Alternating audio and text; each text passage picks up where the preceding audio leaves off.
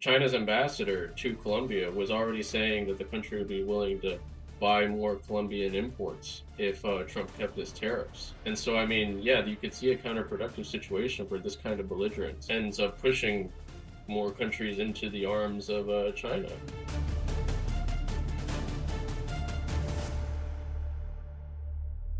Welcome to Undercurrents, our daily news show from Unheard's Washington Bureau. Today's guest is Juan David Rojas. Happy Monday, everyone. Make sure to subscribe here wherever you get your podcasts and over at undercurrents.tv for the full premium experience of the show. And let me tell you, you now have a way, if you're a premium subscriber, to talk to me directly. And I'm going to be doing a whole lot more Ask Me Anything style episodes where I answer your questions. So if you want to get involved in the Undercurrents community, please do. It means a lot to us. Go over to undercurrents.tv. You get one premium episode every week. And now we're excited to launch these sort of question and answers more regularly, going back and forth with each other. So appreciate everybody who subscribes there. Make sure to head over if you want to support the show.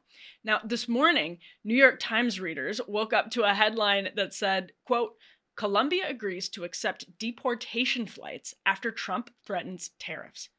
What that headline doesn't quite capture, though, is how quickly that shift occurred. Trump and Colombian President Gustavo Petro went back and forth on Sunday. Petro announced in the morning that his country would not accept deportation flights until his people were treated, quote, with dignity and respect. Trump threatened a 25% import tariff, which was set to be bumped up to 50% in a week, along with some sanctions and some travel bans. Secretary of State Marco Rubio claimed that Petro had authorized the flights and then canceled them in the air. In an absolutely wild post that name-dropped Paul Simon and Noam Chomsky for some reason, Petro jumped back on social media after Trump threatened tariffs and threatened a 25% tariff of his own. Quote, I will not shake hands with white enslavers, he said. According to the Times, quote, Mr. Petro's remarks came in response to a post about the treatment of Brazilian deportees.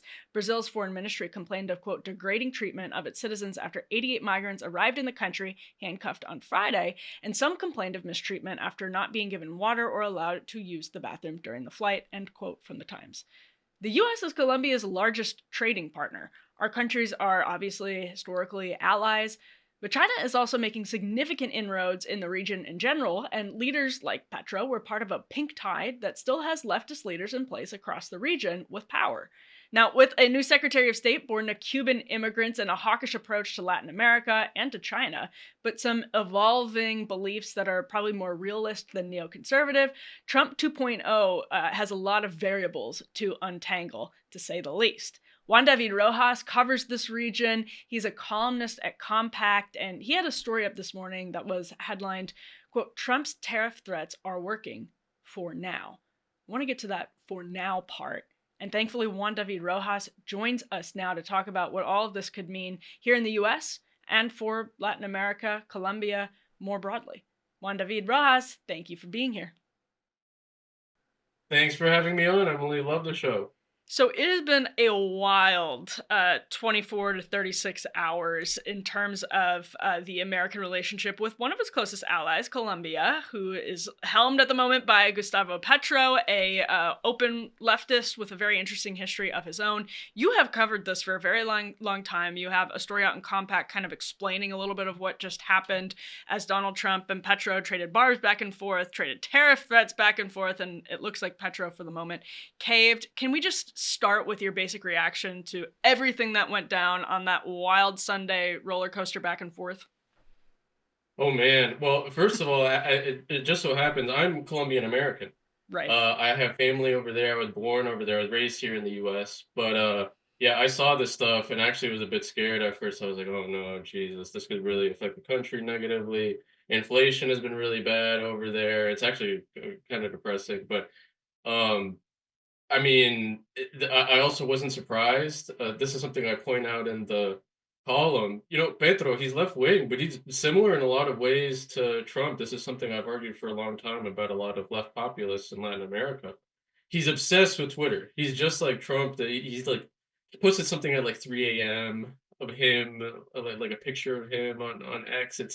It's really obnoxious. But yeah, you know, this started. Um, Secretary of State Marco Rubio claims that Colombia agreed to accept two deportation flights Hmm. to with carrying Colombian deportees, and that midway the flights were turned back because Petro said no. Apparently, midway he saw some pictures of the deportees and saw that they were handcuffed, and was upset by that, and also didn't like that they were being sent in military planes. There were also reports that in Brazil that Brazilian deportees were abused. um, I mean, a key question for me is, hey, I mean, were these guys like actually dangerous criminals? Hard to say. I don't really know.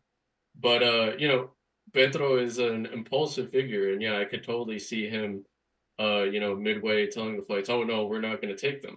Which is also, I mean, by law, you have to take your own citizens, so long as you have relations. So, this then led to Trump saying, "Oh, if you're not going to take your deportees, we're going to slap tariffs on you." And Trump went as far as to issue some like limited sanctions against Petro and his family, like a travel ban that they couldn't go to the U.S. and whatever. And eventually, he caved and supposedly has agreed to all of Trump's terms. Although he says that, oh, the deportees can use the presidential plate and whatever. Yeah, and so domestically, and even just in terms of South American politics, maybe even Central American politics, because Xiomara Castro in Honduras has been weighing in on these deportations as well. What does that mean for Petro, just in his own sort of standing with the people of Colombia? And then how could this, if you think it could, be a domino if other leaders try to do something similar? I think probably, and yeah, to be fair, yeah, they've been effective. They've cajoled a lot of leaders, like with Canada and True. I mean, it ended up, Trudeau's had to resign.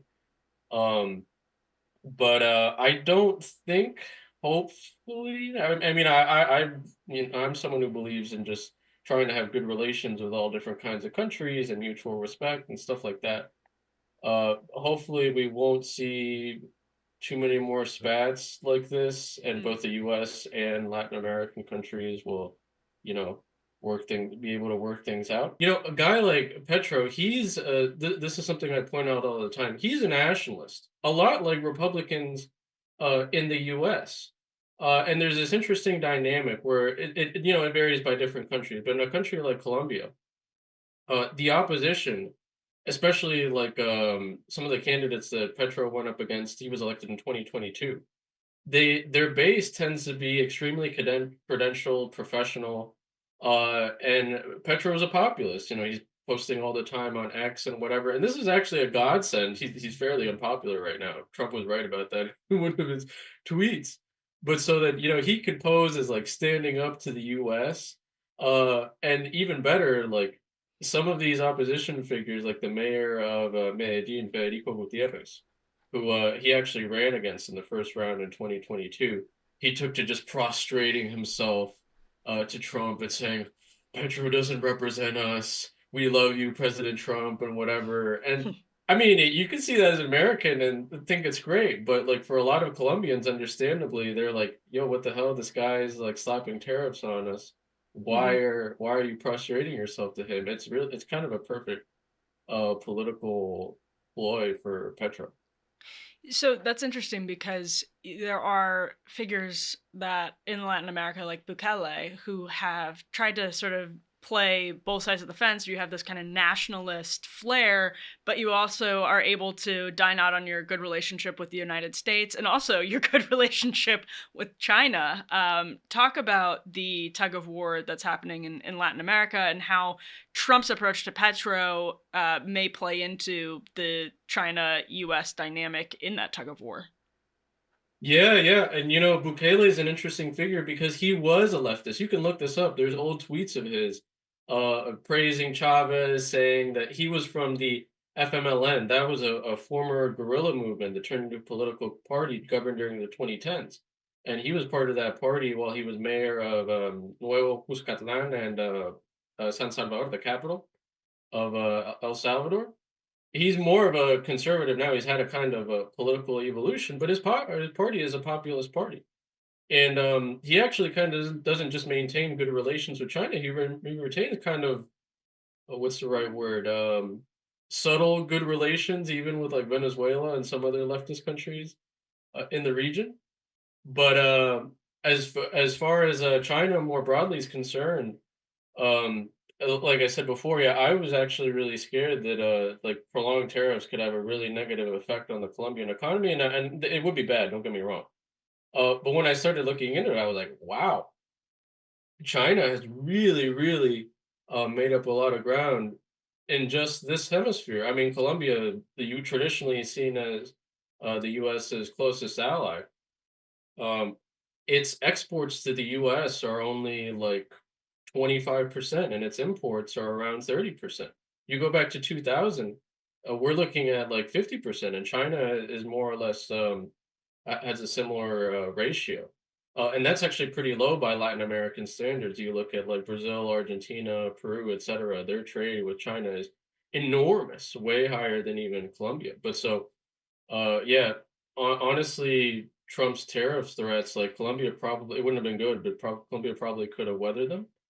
And yeah, I point out that in the midst of all this spat that lasted just hours yesterday, China's ambassador to Colombia was already saying that the country would be willing to buy more Colombian imports if Hmm. Trump kept his tariffs. And so, I mean, yeah, you could see a counterproductive situation for this kind of belligerence ends up pushing more countries into the arms of China. And so, Well, and yeah, the now, reality is that the U.S. isn't the hegemon it used to be, and it's still pretty powerful. Don't get me wrong, but we need to think strategically if we want to so the maintain.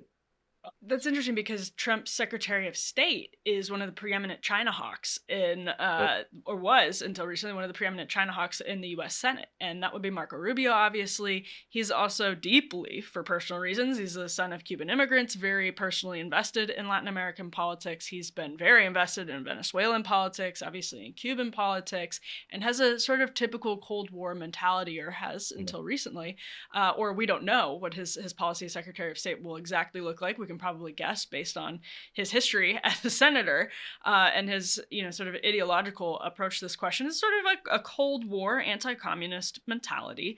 Um, I'm curious what you think, Juan, that will mean for the Trump foreign policy. He's been kind of unconventional, breaking the sort of Cold War binary in different parts of the world, but at the same time in Latin America, there's a lot of pressure among Republicans for more sanctions on Venezuela and Cuba. There's also the China question that comes into play with someone like Marco Rubio. So, does a Rubio come and look at Colombia and say, we need to be more conciliatory in order to avoid pushing them towards China? Or does he sort of double down on the anti-Petro, anti-communist mentality? Like, what's your prediction, or what do you even think would be most effective? Oh, so many things to say here, and I love this Please, question because it's personal for me. right? Uh, Rubio was my senator. I live in South Florida. I am well aware of this kind of mentality. I hate it. I despise it. I mean, I also despise all of these horrible leftist regimes, the really tyrannical ones, like the Venezuelan, Nicaraguan, and Cuban regimes. Um, but Rubio, I actually like a lot of his domestic policy. He's a pretty heterodox Republican as far as Republicans go. Mm-hmm. But in foreign policy, like this, him as Secretary of State, like I was just it yeah, I was so disappointed when when Trump decided to kick out neocon Pompeo and replace him for neocon Rubio. And to be fair, this speaks to the power of Trump. Someone like Rubio was I mean, he still is really, but he was a huge Russia hawk and an Mm-hmm. enormous supporter of Ukraine. A lot of people don't realize this, but here in South Florida, Cuban Americans really support Ukraine. They identify with the Ukrainian cause. That because Russia is the evil former communist country that still supports Cuba, and so they were unjustly invaded by Ukraine. And in the 2022 debate between Rubio and Val Demings in the midterms, Rubio, attacked Val Demings or retorted to Val Demings saying that, oh, I was against Putin before being against Putin was considered to be cool. Mm. But now he's done this complete 180 where he's actually, towing a really pragmatic, realist line on Ukraine saying, "Hey, look, this is a dumb war. Hundreds of thousands of people are being killed. We need to just come to terms with this and agree to a ceasefire." Amazing, I love that. But but obviously, this is exclusively due to Trump. Trump has essentially forced him to take that position because he has a really strong ideological commitment to this issue, at least hopefully he continues to. But with regards to Latin America, yeah, that's another story. Trump doesn't really care, and traditionally has outsourced U.S. foreign policy when he's been in government to Rubio, who's incredibly hawkish. I don't know. To be fair, I don't. Yesterday, I don't. It's hard to say. I think it was mostly Trump, Hmm. and not Rubio. I don't see Rubio, even though he hates someone like Petro, as someone who would this abruptly, slap tariffs on Colombia. I think he is someone more prone to dialogue with a democratic leader. The irony is that a lot of these leftist leaders, both the democratic and horribly authoritarian ones, are also in favor of a peace in Ukraine. And as Secretary of State for both him and Trump, something really smart would be to rally the cause of countries in the region that favor the peace cause to pressure Ukraine and Russia to negotiate. But unfortunately, I think that's too sophisticated a thought for Secretary Neocon. Well, you have also obviously he's backed like Juan Guaido over Maduro, and correct me if I'm wrong, Petro I think was actually at one point like a guerrilla militant. Is that Yeah, yeah, yeah. He's a former gorilla. there you go. So there, the Rubio approach seems to be very, very predictable. But then when you look at Panama and the way Donald Trump has said, we gave the canal to Panama, not to China, we're taking it back. I guess one, we may look back on all of this hypothetically, charitably, as effective bravado, right? No tariffs actually went into place yesterday, and he got Petro to come back to the table and accept the flights on the military jets, which seemed to be Petro's issue with them. Mhm. Which, by the way, just a quick aside, when the Haitian migrants who weren't really from Haiti, they've been living elsewhere, were flown back to Port-au-Prince under Biden, they were basically rioting on the planes because they did not want to be dropped off in Port-au-Prince. They did not want to go to Yeah, Haiti. this is incredibly stupid. The whole military planes thing doesn't make any sense to me. Also, the thing with the handcuffs, like according to El Tiempo, the Colombian daily, like last year in 2023, the Biden administration, like in some of its deportation flights, had also some of the deportees handcuffed at the ankles, if not at the wrists. Yeah. But then I also saw Petro on Twitter say that, oh, in 2023, we also turned back Hmm. Biden's deportees because they were handcuffed, and I think But a lot of people don't want to go back to Latin America, and yeah, so that was just an aside. But my last question for you, one, was about something you've actually recently written for Unheard on, the American public sort of warming up to mass deportations. There's a New York Times Ipsos poll from the day before the inauguration that showed, I think it was about 60% of the American public, maybe a little less than that, was supportive of mass deportations. And I guess I wonder if you see leaders like Petro and others in Latin America grappling with that, if that's a reality that they're sort of coming to terms with now that that's the position of the American public and Donald Trump is in office and in a position to act on it. What do you think that will mean going forward? I think the Trump's belligerence towards Panama over the canal has been a huge blunder. Jose Raul Mulino, the new president of Panama, although I think he was inaugurated maybe 6 months ago, several months ago. Anyway, he is, or at least was, a big Trump guy. He loved Trump, and his political mentor also was a really big Trump person. And actually, he of his own will, you really see this too often in Latin America, was saying that he wanted to crack down on immigration, not even so much just to Panama, but migrants that wanted to go to the U.S. And so Panama shares this border with Colombia, the Darien Gap. It's called the Darien Gap because that's the one site in the Pan American Highway where there's no road.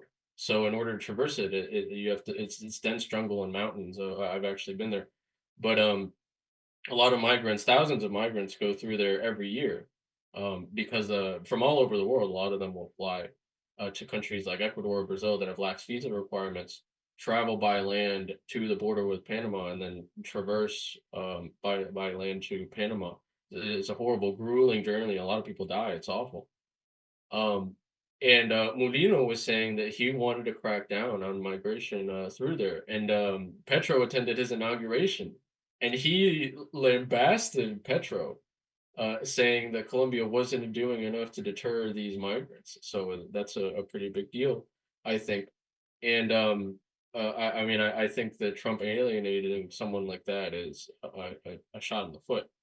And, regarding yeah, I say this all the time, regarding in general Chinese influence in, Latin America, I think the whole thing that, they control the Panama Canal is a bit ridiculous. I mean, yeah, sure, a lot of Chinese ships go through there, but they don't control the canal. Um, that said, if the US wants to make inroads with, Latin America, I've gone to a lot of conferences where, officials will just kind of, wag their finger at other officials from Latin American countries saying, "Oh, don't do business with China because they're bad." Like, Mm, okay, but what are you going to do for me? The U.S. really wants to outcompete China. Needs to actually outcompete China. mm, Invest in the region. Make inroads in sectors where the U.S. is lagging behind, like EVs, and actually do the work. A lot of Latin American analysts have said that the U.S.'s policy towards the region has been either of neglect or of like mm, i- mm. moronic, uh, just interference in the form of sanctions that end up helping a lot of these uh, tyrannical leftist leaders. Mm. Well, Juan David Rojas, thank you so much for briefing us on the wild roller coaster day that took place just over the last 36 hours or so, really the last 24 hours. Thanks for your time. Yeah, yeah. Yeah, and that's a really great point that you made that I was thinking about as I wrote that column. Did the tariffs ever even go into place? Were they in place for a few hours, or it was just a threat? And I think you're right; they really never went into effect. Like you said, the threats are working for now. For now, yeah. Thank you so much for tuning in today's edition of Undercurrents. Like I said, we're going to be doing so much more with the Undercurrents community, answering your questions. We're excited about that. So if you want to support the show, you can head on over to undercurrents.tv for the full premium experience. Otherwise, subscribe here on YouTube. It's very helpful. If you subscribe wherever you download your podcasts, we appreciate it so much. This is a very busy news week here in DC. Lots and lots of confirmation hearings. Kash Patel, Tulsi Gabbard, Robert F. Kennedy Jr., all coming in a matter of days. So make sure to stay tuned right here as we cover all of the news coming out of the White House. We'll see you back here soon with more.